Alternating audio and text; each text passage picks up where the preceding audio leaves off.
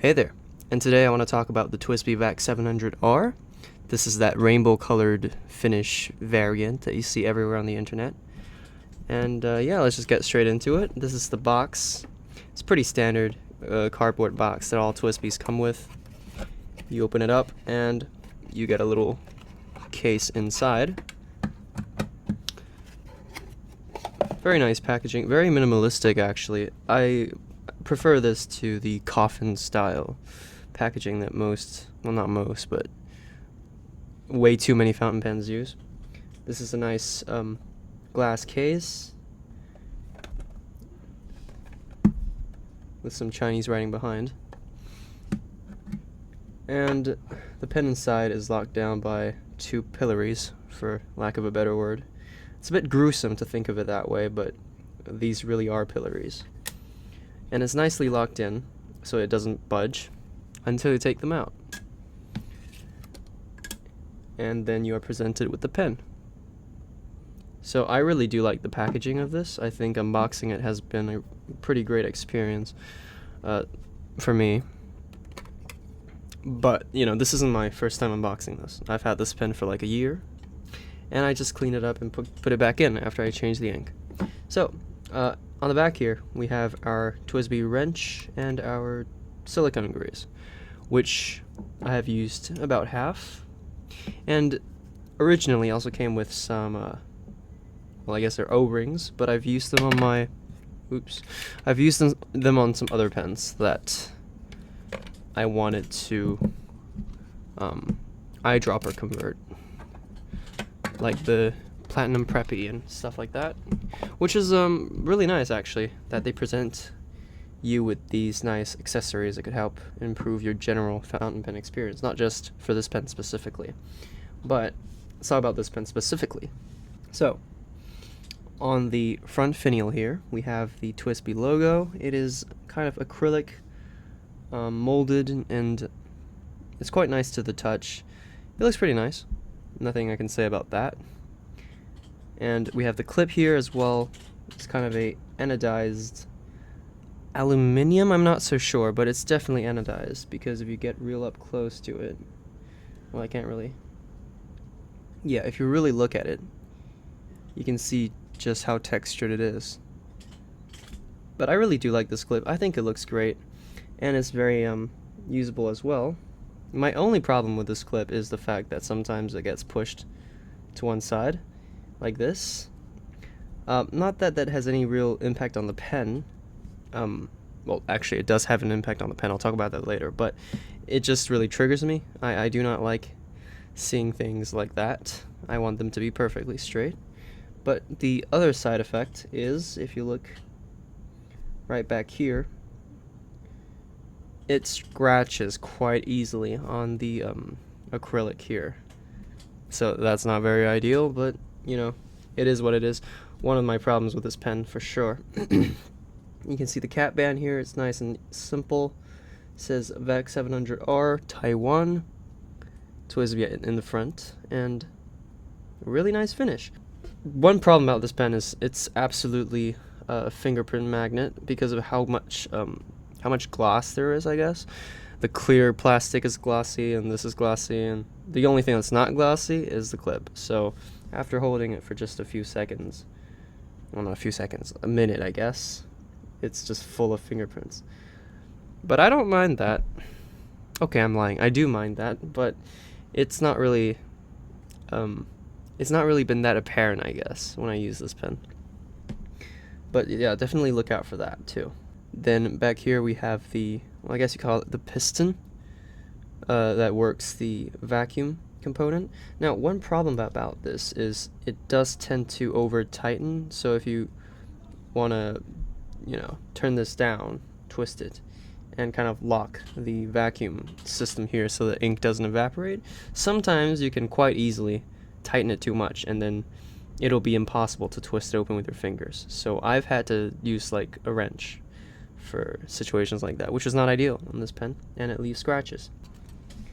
Okay, the cap has a little inner ring inside to kind of reduce, well, the chances that this pen dries out. It works great. This pen's always ready to write, always wet.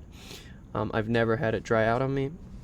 But if you take a look at the cap and the pen, you can see the cap is yellowing. I'm not sure if that's because of UV light, which is like, you know, in the same way your phone case yellows. This is yellowing, but it definitely is a bit more yellow than the rest of the pen, which I don't like. Let's take a look at the section and the nib. The nib is detachable. If you just twist it, it comes off. And here you can see the nib of the TWSBI VAC700R. I think this nib is wonderful, not because it's sophisticated or it looks pricey. It just looks really cool. You can see the TWSBI logo there, along with the letter M for medium. Nice patterns on the front, and I mean, the elephant in the room is absolutely the finish. Just beautiful. Look at that. Look at how it reacts under the light.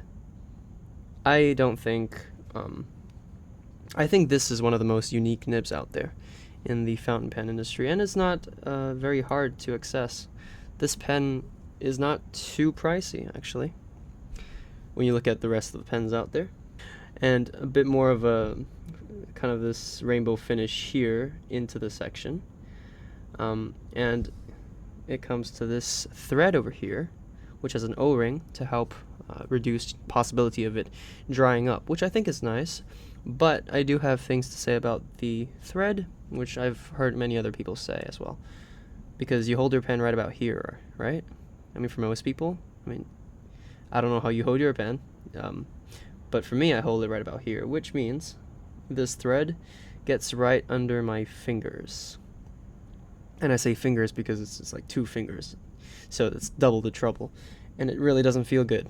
That is the only problem I have with this pen's writing performance, because the balance of the pen is perfect. Unposted, this pen is perfectly balanced. It feels great to write. The nib is extremely smooth, especially for a stainless steel nib. But this thread, it just really gets in the way. When I first got this pen, I couldn't get used to this thread. I'm not sure if this problem is as major to you as it was to me, but I've heard many people talk about it, so it's definitely not just me who has this issue.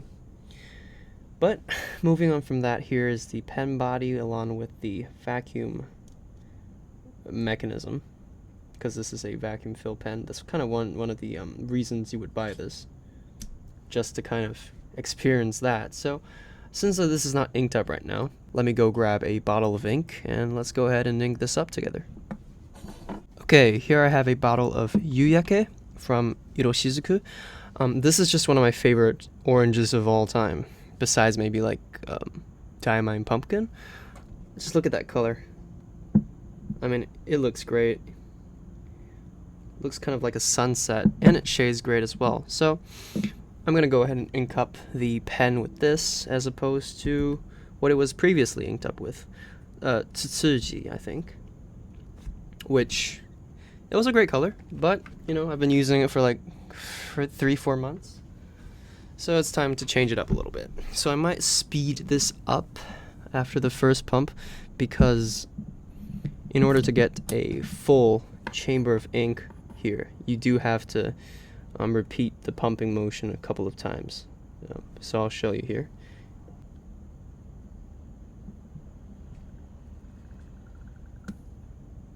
There you go. I mean, it was a little bit out of frame, but you see it's in there, but it's not filling the chamber. So I'm gonna go ahead and add a bit more. So right now I'm just pushing ink, so I'm pushing the air out of the body here so I can get more ink inside. Okay. Now, that's pretty good, but I think we can do a bit better. Let's go for a full fill.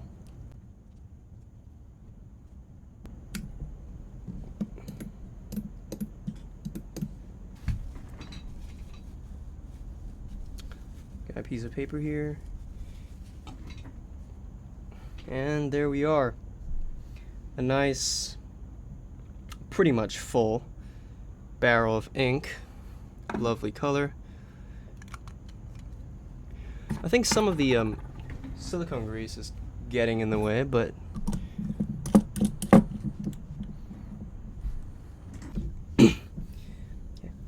overall I think the vacuum fill mechanism is a nice gimmick.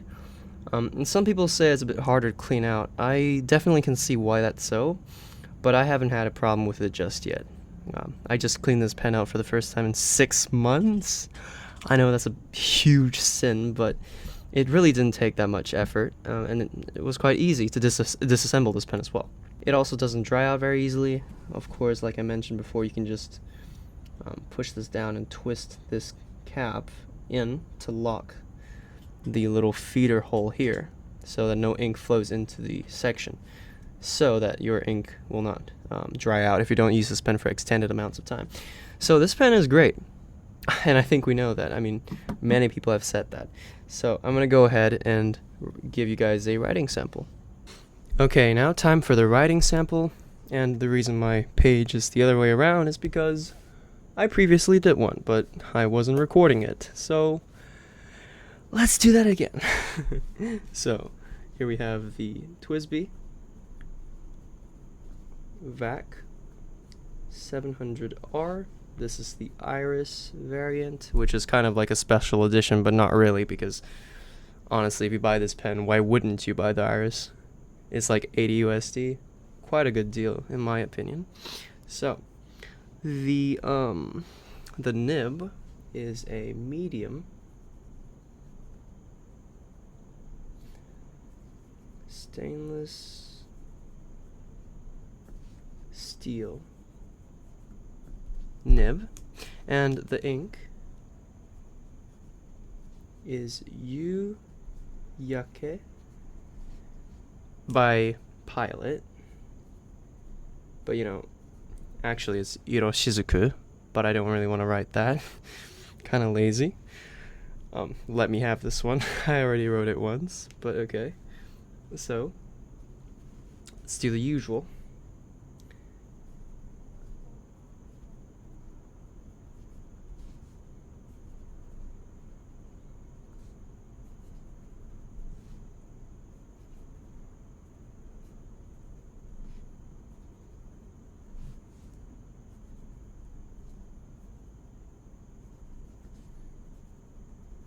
Almost messed up there, except for the A, but whatever. Smooth nib, very smooth nib, relatively wet as well. Very impressive for a stainless steel nib, which is why, like I said, the thread is such a disappointment. Honestly, if the thread on this pen was perfect, I would have like basically no complaints. It looks great, it writes great. I mean, what else could you ask for? But when it comes to flex, which as I'm about to demonstrate, this pen does not do that, like at all. So I am pushing it, not with a lot of force, but with about as much force as a regular person is going to apply onto a pen if you're not a psycho. And you can see there's barely any line variation, which you would expect from a stainless steel nib. But I don't see that as a problem. I don't really like flex nibs that much anyway. Fast writing, it doesn't skip at all. Very, very consistent. Same with the lines, the strokes are pretty much the same thickness no matter how you go about it. So just a great pen, a workhorse pen, and it looks great.